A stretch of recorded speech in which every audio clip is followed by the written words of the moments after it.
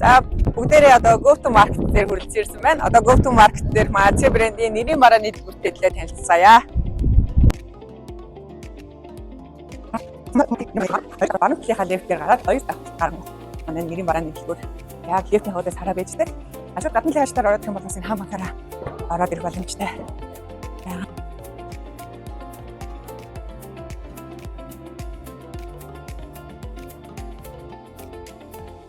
Монгол арьсан цүнх маань айгу тийм хүнд, паргуур, зузаан гэсэн тийм ойлголт хүмүүсийн дунд айгу байдаг байсан.